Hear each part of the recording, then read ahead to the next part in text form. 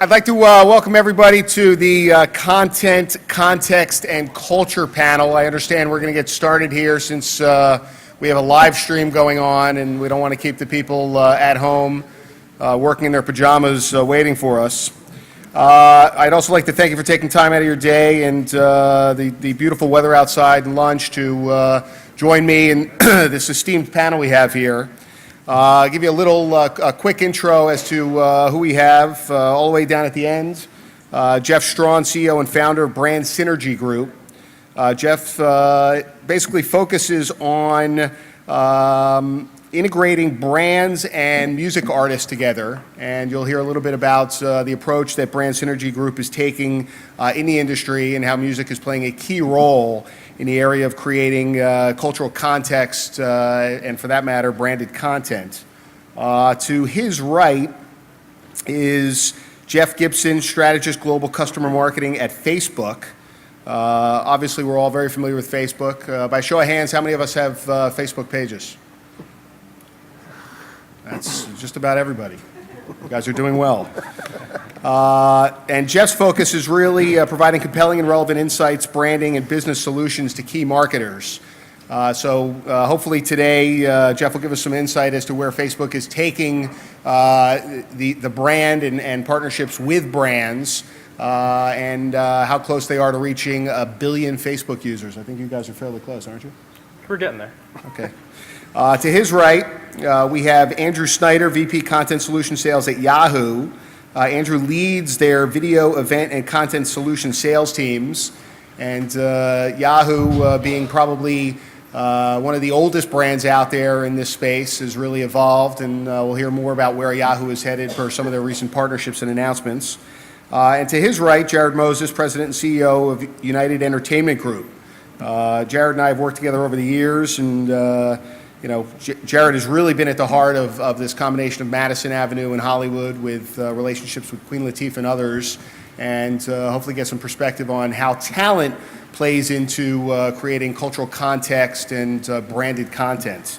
So just to start off, gentlemen, we were talking earlier about this idea of data, and there's a lot of discussion around data. I think data is probably one thing that the industry at large here from a television standpoint doesn't heavily rely on in terms of its content development. They tend to believe that it's more about ideas than it is about truly understanding the consumer, and they let Nielsen measure on the back end the data of the home.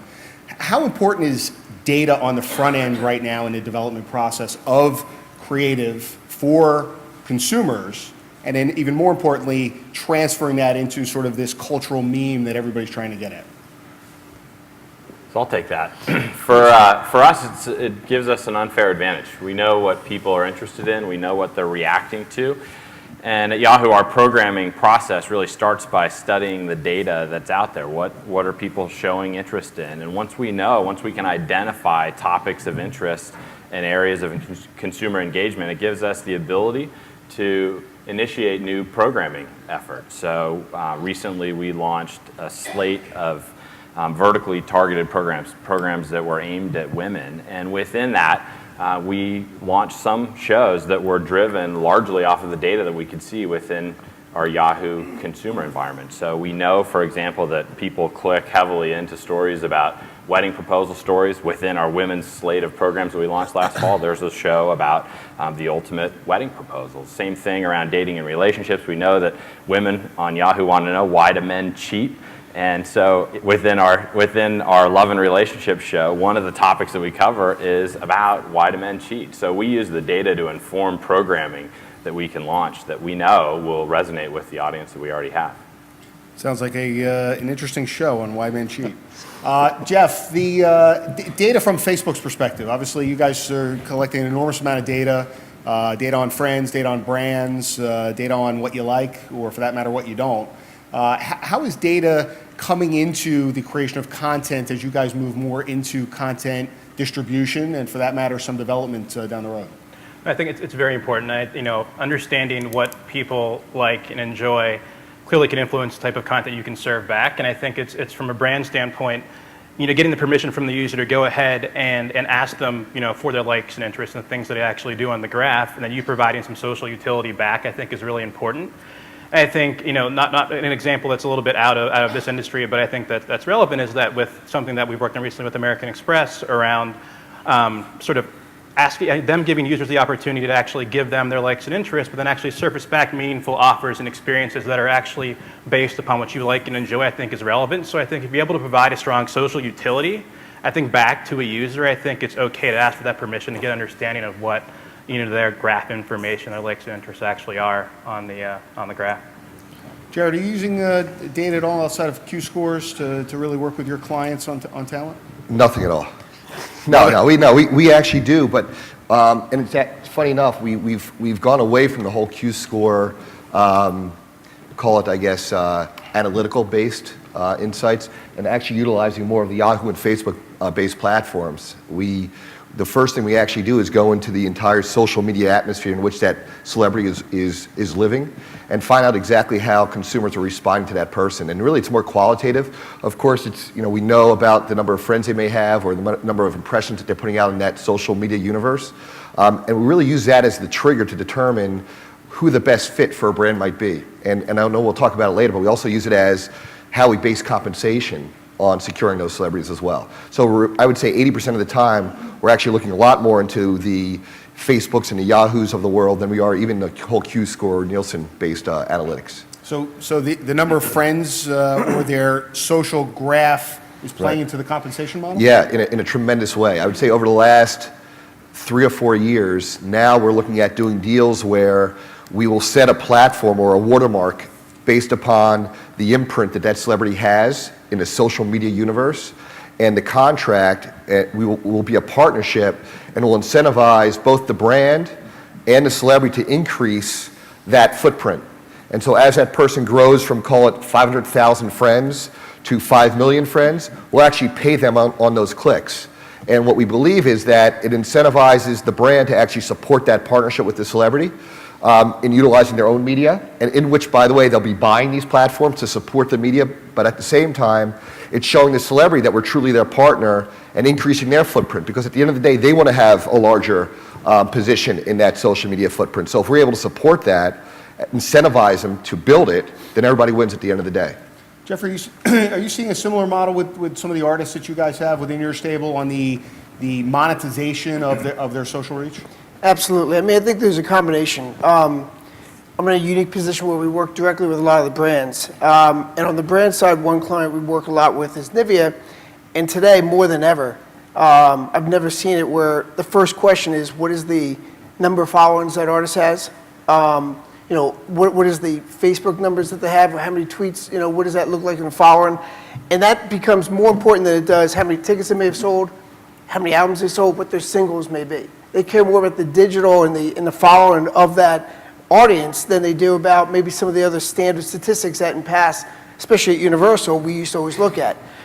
From an artist perspective, it's funny because, today you have artists who are a little bit old school and, you don't really necessarily feel, they don't feel that they necessarily have to work against building that data.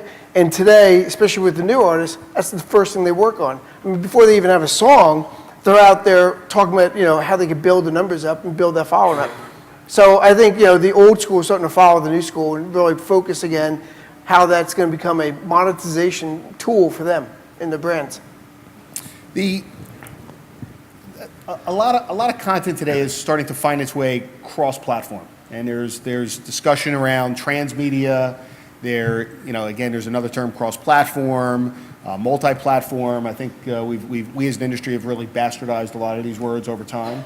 But I want to touch on transmedia for a second here, because I find transmedia to be a fascinating opportunity for producers out there. And I don't necessarily know, outside of a J.J. Abrams or a Tim Kring, whether there's a lot of producers that have really embraced transmedia to its true extent. But are any of you right now seeing, either artists or across your platforms, opportunities where content, both in a linear lean back, here's the show, and nonlinear lean in, here's an opportunity to extend those stories, Are you seeing that as a trend in terms of what clients are looking for, or for that matter, how consumers are engaging with shows through social networks and other platforms? So out at CES this year, we met with a long list of brands, and virtually everybody wanted to talk about one thing, which was an underwhelming roster of new technology developments. So the rollout of new products, I think, was not necessarily as impressive as in years past, but everybody wanted to talk about the interconnectivity of devices and the ability for people, for the ease of which or with which consumers can now choose the platform on which they want to have an experience with a given piece of content. And one of the things we're doing to fuel that, and one of the things that advertisers are absolutely interested in, is the ability to pull people, whether it's out of a linear experience into an interactive experience, or the other way around, to find ways to light up that social engagement. And one of the things that that Yahoo and Facebook are doing together is leveraging the social graph and your network of friends in really interesting ways that allow you to be watching television, and whether it's through our connected TV product or through our Into Now product, which is essentially listening to the audio feed of the television programming you're watching and understanding what you're watching and connecting that out to a network of friends and allowing you new ways to understand who else is watching and to have conversations with them and to engage on a more deeper level with the brand and the programming itself. Those are proving to be really compelling for brands that are looking for new ways to take advantage of those developments in technology and that ease of which consumers can go back and forth between devices. You know what? No, it's ironic, but if you look at what network television is or not doing, I should say, and what producers are doing, it's an amazing divide. You see, in our world, we're being pitched all the time from producers, content developers who are producing real TV shows that are also developing these transmedia platforms for their shows that they get to own. And actually the talent inside the shows get to own them as well. And the networks haven't even been looking at that platform to monetize. And what's so frustrating from a brand point of view, if there's any network executives in the audience, is they come and they try to sell still the CPM and the GRPs based upon a TV show. Yep. And based upon an audience that's dwindling. And then when you talk about the transmedia piece, like, well, what else are you going to do, on the web? It's kind of like a grin and a sigh, and they introduce you to like their head of digital sales, inside the network.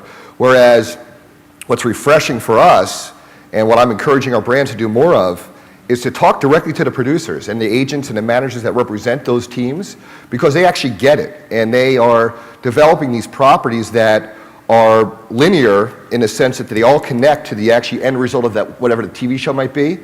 But you get so much more as a brand out of everything that leads up to that finish line, that it almost makes sense to direct your buys and the investment of your money into the producer and the content development, and then these platforms to exploit it, than the TV show itself. At the end of the day, you're getting tenfold in the social platform with the producer and developing content that's less expensive and actually more potent than the TV show itself. So it's ridiculous. And I would love to see networks embrace the idea of a producer producing more than just a TV show, pay them to do more, and get the brands involved in the beginning as opposed to the end when it makes no sense at all. So it's really about building rather than borrowing. Exactly, which we've been preaching for a long time, but they really still tend to ignore it. Jeff? No, and I think that, I think where we've seen success sort of dovetail off of that is really, whether it's in content or any of our partners I work with, is really sort of, looking at things, with social from the beginning and actually having it baked in versus sort of looking at it as an afterthought, trying to figure out what is my social strategy after I've already developed this piece of content.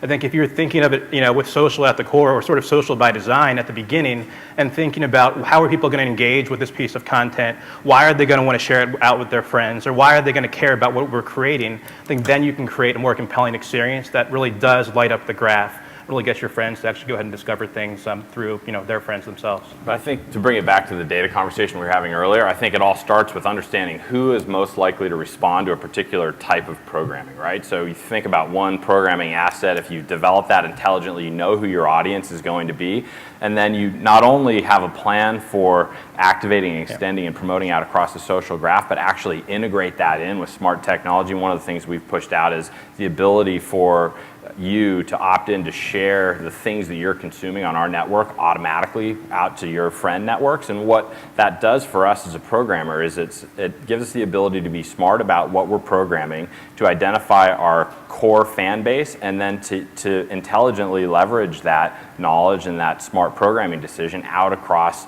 an efficient promotional network, your friends. And what we're finding is that as that product starts to roll out, it's just more and more and more effective at helping us build audience against the programming that we invest in. And when you do that, I assume that that's really where we hit the cultural aspect of content, right? And you sort of cross that chasm into something that has cultural currency or cultural relevance out there, right? Because as the consumer starts to act as marketer on behalf of brand or on behalf of property, that's really where we catch that wave. I mean, can any of you give an example of something that, you know, started very small and then grew through the social graph versus, say, an Arrested Development or other shows that were about to get canceled by the networks, and sure enough, socially, you know, their fans gathered together and caused Family Guy to basically continue. And I think that's working backwards, where the networks were not so in tune with the audience, and subsequently, you know, we're just looking at a rating number rather than a core base of consumer. But has there been anything that sort of has grown organically the other way? Trying to think of a good, I think of a good example first organically in that no sort of inertia before, but nothing that I can think of sort of like organically, you know, through just the word of mouth, you know, at scale that way. But I think when brands actually go ahead and invest behind it a little bit, Yep. and there actually is a little bit of inertia that's created, and actually seeing it from your friends, we have had, I think, some success. I think something recently, and it's something that's existed before, but I think we've seen a lot more success with the engagement with the program recently, is with the People's Choice Awards that actually just went ahead and aired most recently. They completely reframed how everyone to go about the voting experience, and all of it actually lived with on Facebook this prior year. And, you know, through your friends, discovering shows and the artists and the you know, actors and actresses through your friends, and actually voting on you know, from them via Facebook, and discovering who your friends voted for from the application and from your friends themselves, you know, generated millions and millions of more votes, you know, versus previous years. So it's something that, you know, that discovering, you know, that social utility, discovering it through your friends actually did generate a heck of a lot more engagement for the brand, you know, prior to the airing of the award show. Got it. We had an experience recently where we aired a concert event. It was from live at the Hollywood Bowl, featured some big time talent, Usher and Bono and the Edge and Lady Gaga. And we did almost 1 million live streams against that particular show. But one of the things that happened in the course of the event was that Usher had a wardrobe malfunction. He ripped his pants in a dance move that I'm not personally capable of replicating, so I won't try.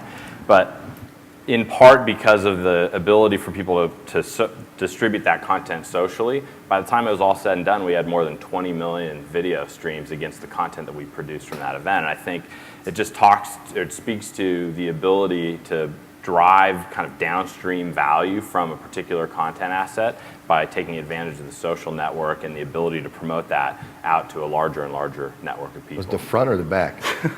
It was front. Was it the front? It was the front, but it was Sure we can pull clean. it up. It That's was a whole other safe. channel. You don't Yeah. go back and watch Yeah, it. yeah. Nothing to see here. Wow.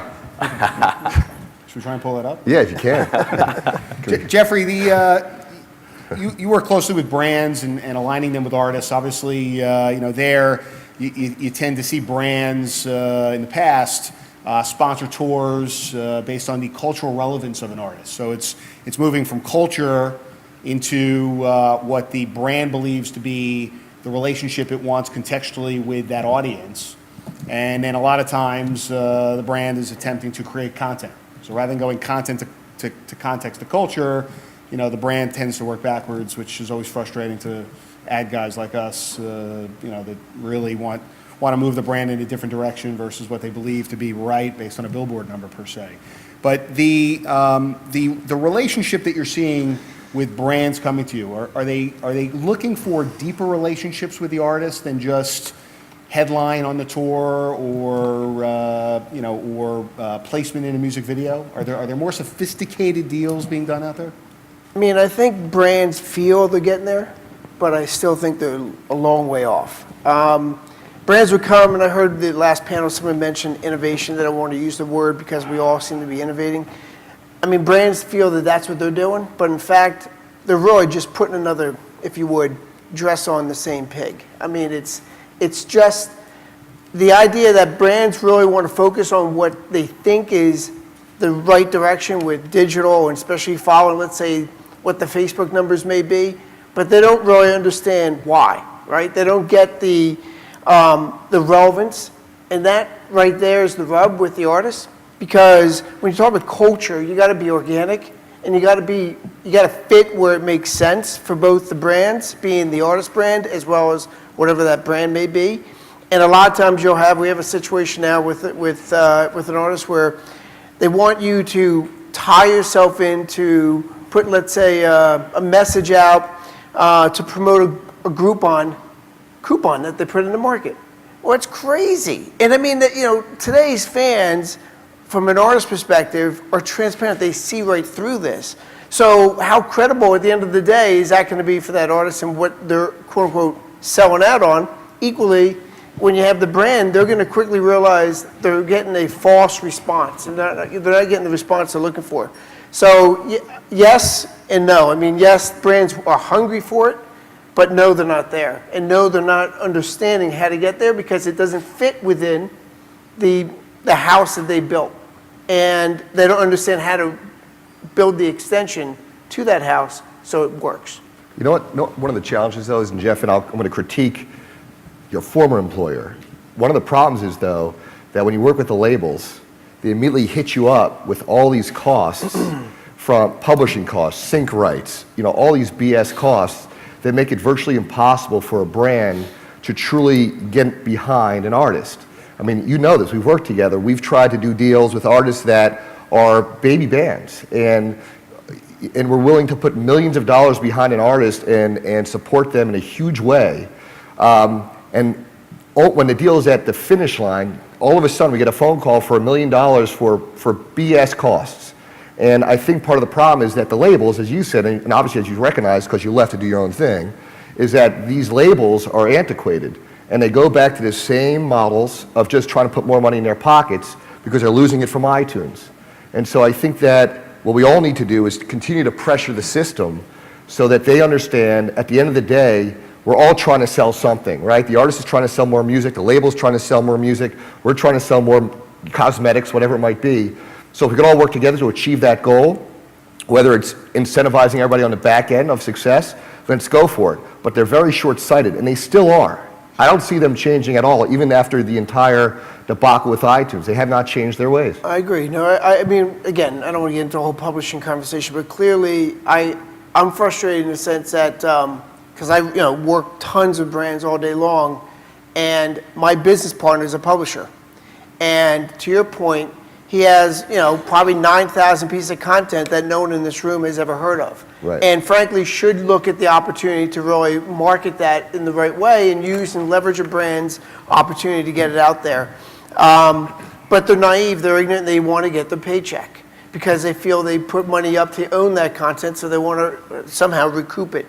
From an artist perspective, and just where I think it also needs to be is on both sides, from the brand perspective, you got to open up more because the brands themselves are still very much stymied on what they feel they can and not do within that culture. And they want so desperately bad to be the cool kid on the block, but at the same time, they're not willing to play to be cool. Mm-hmm. And they want to try to make themselves cool without really understanding how to get there. That's true. Anybody else want to weigh in on the antiquated publishing model that we have? Well, on that, I want to turn to the antiquated network model that we have. We talked a little bit about network television, and as I mentioned to you guys, recently I've been out there talking to clients and at conferences, giving a presentation on the end of television as we know it.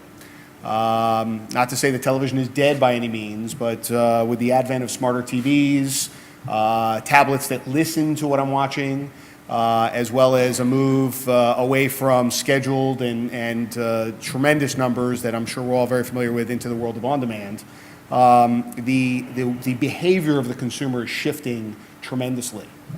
And it is my belief that television will collapse pretty much with the web, and the screen in our living room will talk to our tablet, which will talk to our smartphone, both of which are only as smart as the user themselves. But in essence, content will be programmed by me based on where my interests lie, really driven off of context, giving rise to what is culturally relevant and what is not.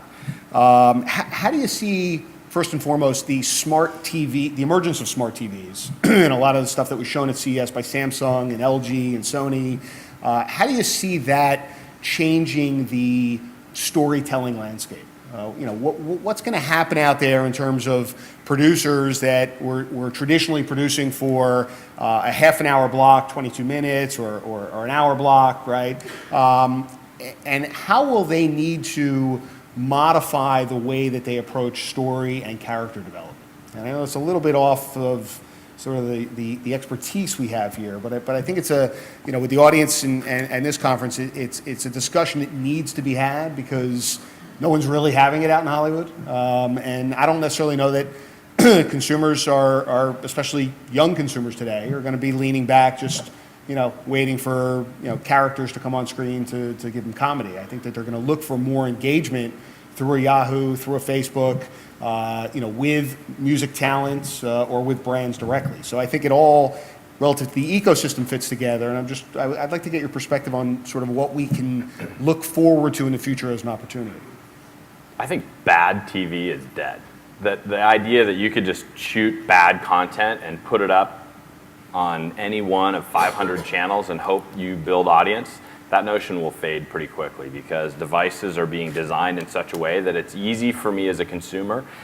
Look, I'm in the industry, but it's easy for my mom as a consumer to figure out where she can have a content experience anytime. Whatever content she wants, it's easy for her to pull up, whether that's on an iPad or on a television. And what's going to happen is you're going to see that ease of experience. And what has been easy about television is you hit the remote, you turn it on, and you watch a show. Now all of a sudden it's going to be easy for you to select a program that you really want to watch. And so if you're producing bad content, I think that's over. I think it's going to be much, much easier for people to control that on-screen experience, whether that's controlling it through apps that are resident on the TV and bring more richness of content right to your television set. Your TV will easily hop on your Wi-Fi network. It'll give you access to everything you want. Or whether you control that from a device that's sitting in your lap. While you're having a lean back experience on the couch, you'll be able to control what you see on air from your iPad. And the advancements that are happening, we announced some of those at CES this year. That's exciting. It's exciting for consumers because it means you'll be able to watch what you want exactly when you want. It'll be very, very easy to do. And it's exciting for brands because they'll have better data about what people are responding to and be able to target people with data in much the same way they've been able to target audiences on the web. Jeff? And I think, and I think the great thing about content in general is that, and it's true to the ethos of what Facebook is about, it really does represent your identity and who you are. The content you consume really does represent yourself, you both offline and online. And I think, to get to a place, I think where Andrew's going now is, being able to actually consume the things that matter through the people that matter. So discovering content and shows through your friends and seeing what they're actually watching and, getting into a place where I flip on my TV and it's already recorded this show because 3 of your friends have actually watched it before. So this is something we think you might be interested in. Actually discovering and seeing what Andrew's watching, even though he lives, 5 states away, and be able to click into that conversation, actually have an experience with them and actually talk and discuss and see it, real time, I think is an interesting way to go, and discovering and actually sort of, communicating with your friends during that actual content experience, I think would be really important. And I think also, to your point of bad content is dead, I think there's a great opportunity now to, launch content and iterate more quickly because the immediate sort of reaction and engagement you get with fans and people through the social graph give the opportunity to sort of collect that data and then optimize sort of what you create in real time, I think, in a more efficient manner. Jared, when you have a sync device and somebody's sitting there on their couch and the tablet is syncing with the show, whether it be a live music event like the Grammys, whether it be a cooking show, hopefully not Paula Deen, but another, someone else who's not in that situation, credible-wise. Is that an opportunity for a brand to come in and create content on top of the content that, in essence, follows that same story or borrows some of that equity? And do you see brands being able to do just that, to bring that quality of content up to the same level that the producers are putting it. Yeah, I think there's an opportunity there. I think that at the end of the day, and I know you believe this too, is that it's got to be great content. I don't think brands want to start getting into the production business, and I think that what we try to do is we could try to encourage the brand to actually work with producers and story creators that know what they're doing and actually do that for a living versus a brand manager to try to create a storyline. So at first, I think it's very important for the brand to understand the essence of good content. And if they understand that, then yes, I think that opportunity of when a consumer is engaging, and whether it's during the streaming process or downloading process, or it's when it's, as you talked about, that lean back period, it's a great opportunity for a brand to be that catalyst to some great content. Especially, Doug, you had brought up a little while ago how nothing is free anymore in the world of content, right? Yep. Television, we pay cable bills. And if a brand could actually get into that, that sweet spot of providing something at a reduced cost, or something added to what the cost is to that consumer, then I think they'll win. And it's a huge opportunity for brands to get involved at this. But having said that, it's not a commercialized message. It's a real fun, integrated piece of content that the consumer can latch on to. So I think it's a huge opportunity, but it takes some really smart marketers and producers to make the content that works. I want to just touch briefly on this idea of culture, because we've talked a little bit about content. Obviously, context is driven off of the data. But this idea of culture, what is culturally relevant, what is not, who defines culture, and how is something defined to be, part of the cultural fabric that we're in? I mean, a large part of it has to do with what people are talking about. I think a large part of it is driven by media and the media cycles that are out there, and those are shifting significantly. Jeffrey, over to you for a second, because as I mentioned earlier, music is to me, probably the most, it's got the closest proximity to everything around us. You get in a car, there's music. You get in an elevator, there's bad music. Everybody's carrying around music. It's ubiquitous to some degree. Are you seeing this evolution within the music industry relative to how to create an act and you really use a brand? There was an article recently I read in Billboard that in essence TV is the new radio, right? And it's no longer about record spins on radio. It's about music in TV shows, and I think a lot of the work that has been done on Grey's Anatomy, for instance, they've done a phenomenal job breaking artists, and that transcends culture in a way in which people hear it and then they want it, right? And years ago when I worked with Doug Lyman Hypnotic on the OC, at the end of the OC, Warner Brothers would put up the album cover and drive people specifically to that single. Do you see that opportunity arising in the digital space as well for artists in terms of starting to integrate music more into some of the shows that are getting play within those digital channels? I do, but it's funny because I think from an artist perspective, they still want that Super Bowl TV spot, right? That to them is the enchilada that they're looking for. So it's funny when you talk to brands and you look at the artist side of digital, and the fact that you may license some content or do a relationship where you're going to be through a webisode series, the interest level is like, and frankly, if you're a level, B level type of artist, from a management perspective, a lot of times if that's the look, unless the check is the right look, it's almost of no interest to that artist, right? Where if you look the opposite, going back to what I said before, if you have the younger emerging developing artist who cares more about the Facebook numbers and cares more about their Twitter following than they do about anything of a single or music, they get that right away. So there is a little bit, I think, of interest from a brand wanting to do that, but I still think from an artist participation, it has to be laid in layers. It has to have multiple dimensions, especially at a high level, if it's going to be relevant, if it's going to make sense, if it's going to have an impact.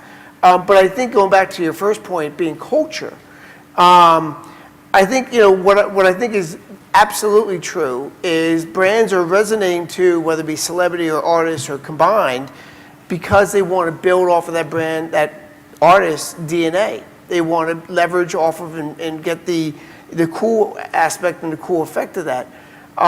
So I think, there have been, Jared and I worked on with his team back in Universal, try to create a branded record label, driven by a packaged goods company. So from a digital perspective, absolutely. I think that there's more interest every day, wanting to find that wow statement, that breakthrough, and create, using certain assets to really create the next opportunity and vehicle to really launch into that artist's career. And I do also think that the higher level artists are starting to see that, and if there's an opportunity that makes sense, they're probably more open than they were maybe 5 years ago. Anything to add? Yeah, no, I think that artists absolutely lend to the cultural ethos of a consumer's behavior. I think, we've been in focus groups where there have been people to say, I don't do anything that a celebrity tells me to do. Yet at the same time, they're wearing, Michael Jordan sneakers. And I think that it's not about, whether it's Jersey Shore or whether it's Paula Deen or whether it's Michael Jordan, I think that people tend to like to be inspired and in a way not directed but influenced. And they like to have somebody at least telling them it's okay to buy a certain product. And I think what's great about celebrity, and by the way, to define celebrity nowadays can be anybody who lives just on the web to somebody who has a huge motion picture. And actually, I'd even argue that those that live on the web are more influential than those that are in huge motion pictures. I think Tom Cruise probably has less influence on what most people in this room are going to buy versus probably some people that appear on Facebook and Yahoo. And so what's great about today's culture is that celebrities are born every minute. Because the definition of celebrity is just somebody who resonates to a consumer in any way. And so we love working with celebrities. We love putting together platforms with brands and with celebrities because it really works. It really starts to spread the word of mouth based upon product assets and brand assets in the right way they can control, but also at the same time lends its halo effect to consumers so that they believe in something without you having to show testimonials on a television commercial. And I think that's just going to continue to grow. And I think that the deals that are going to be structured now between the two are going to be more creative and more incentivized on both sides. Great.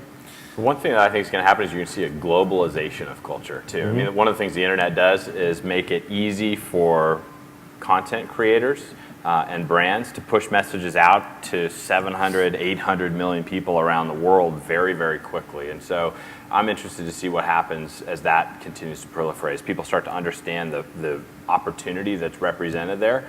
How quickly does culture and cultural trends spread on a global basis as we start to kind of coordinate our efforts around that? Yeah, I agree. Questions from the audience? Any questions? Not one? Yes, sir. There's mics right up front if you wouldn't mind coming up. Just let us know who you are and who you're with. Hello, everybody. I'm Stuart Musinski from Purple America, and I have a question about culture. We're talking about culture as, being the culture that's out there that then is incorporated in broadcast media. But what about the any kind of commitment or any kind of purpose that media has, that agencies have, that media companies have, and that iconic brands, such as Yahoo and Facebook have, to shape the American culture? Tonight the president's going to be talking about American values. So what is the obligation that a Yahoo and a Facebook, among other iconic brands, have to shape American values and put American values out there? Good question. It's funny. We work with Procter & Gamble a lot, and they talk about purpose-driven brands. And I think that, you have brand. I think we'd be surprised on the brand side about how many brands actually do give back to, as you talk about, the responsibility of being American brands. And you could actually say that about global brands in general, about giving back to the global need. Yeah. Smucker's is another example. Exactly. I used to work with Smucker's in my gray days. They do a great job at that. And some tout it, some talk about it a lot, and some don't. And so I think it's hard. The challenge I think we all have is that my point of view is that I think brands should talk about what they do towards change and towards the whole social responsibility platform. But the problem I have, and I'm curious if you have the same issue, is don't use it though to exploit the brand in a marketing sense. You know, don't use underprivileged opportunities as a platform to market your brand. I have an issue with that. I have an issue with utilizing health issues or poverty issues to put yourself on a pedestal. I think it's in bad taste. I think that allow consumers to understand what you do on a social responsibility platform by seeping it out with the correct channels. And I think if you do it that way, it's the responsible way to do it, and the way that resonates the best with consumers at the end of the day. Okay, thank you. I think from the point of view of a media company, it's obviously a huge responsibility. And one of the things we're doing with the election this year is really digging into the issues that affect Americans, not in a red or a blue way, but really to focus on the issues that affect people within their homes and in a purple way. In a purple way, exactly. That's And right. in our case, now I it's get very appropriate. Red or blue.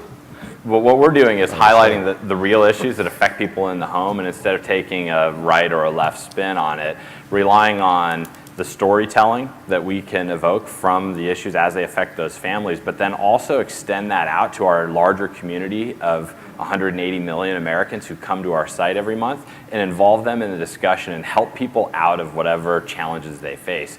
Essentially use the spirit of community that's fueled by sites like Facebook and Yahoo as well to change the conversation and to help people and to develop something that's much more positive and that's focused less on tearing one side or the other apart and really developing a different spirit of community and collaboration. I think it's a big opportunity and something that we're embracing for the election cycle. So you're really more seeing yourself as a catalyst in that regard. Absolutely. How about Facebook? I think, our mission as a company is to make the world more open and connected, right? That's what we really want to try to do. So fundamentally, we are a platform that enable any and all conversations to happen, and 800 million people, large, there to have those conversations and be heard in an authentic and, valuable way. So that's really, what we're there to do is, enable these and have these happen. And we're a platform that really makes that happen. Okay, Great. thank you. Thank you. Thank you. Hello, my name is Cindy Laird, and I have a question about social media in terms of a responsibility to the public that it serves. I make my living largely on my image as a performing artist, and I have a Facebook account, and I was found by people I hadn't seen in years because some toothpaste company was circulating my picture as an advertisement on Facebook, and not a picture that I was selling or anything. It was a picture from a headshot. What is Facebook, Yahoo, MySpace, what are they doing to protect consumers' rights? I mean, as far as, I'm not sure in your specific instance, but I think as far as what we hold privacy, obviously very near and dear to what we do, and anything that we do is from the consent from you as a user. So we want to make sure that we hold that, near and dear to everything that we do, as far as any messages that are potentially, used from an advertising standpoint.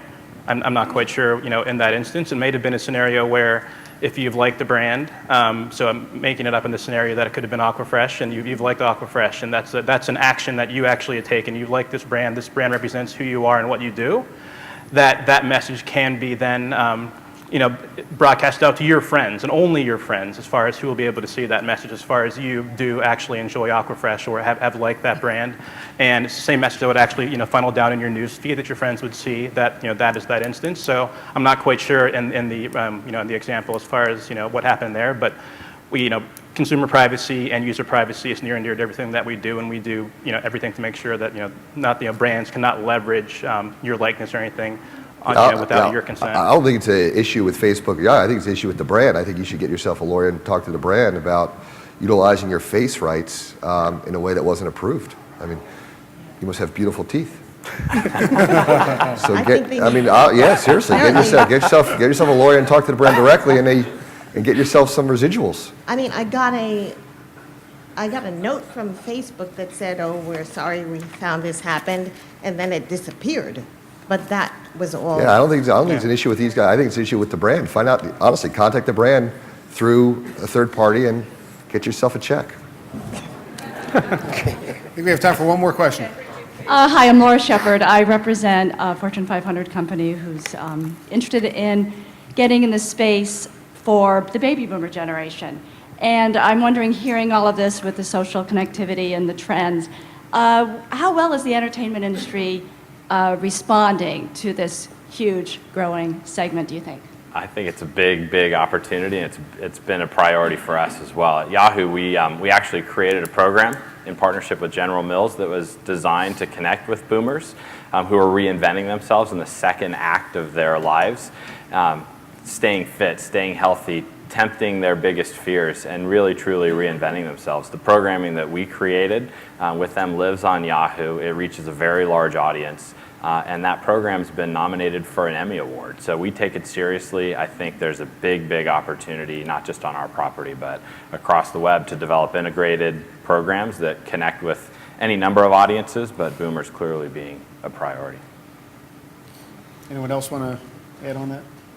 Well, No, I think, from a brand point of view, I think that we're really excited about the embracement, the engagement and the embracing of entertainment with the world of social media. I think that it's only going to help. As we talked about before, we're so frustrated about the limited audiences that we're getting with traditional media that, I predict next year at this time, at this conference, even 2 times the amount of money that's being spent, 5 times the amount of money that's being spent in this way will go to this direction. And who knows? I mean, I find it interesting that NATPE now, the majority of the conversation is all about the whole digital distribution side, as opposed to, as you said, the traditional TV side. Pretty amazing. And if I could just add one thing to that, on the entertainment side, from the talent perspective, that demographic is probably one of the hardest, from an artist perspective especially, to try to reach. It's the adult contemporary in our world, if you would. And the radio stations have pretty much dropped off the map. So the artists of that caliber of a 35-plus demographic are really looking for new mediums, which is where the social platform comes into play and becomes a big vehicle. But equally, a brand becomes a huge vehicle. So the younger, everyone talks about younger artists being really, where the money may be. But it's the 35-plus demographic, which is probably a huge array of talent, from the Lionel Richies all the way down to maybe artists you don't know, all looking for that opportunity. So if you have those type of things, you probably have a lot to look at from a talent perspective. So with that, I'd like to thank my panelists for a great session on content, context, and culture, and all of you for attending. Thank you.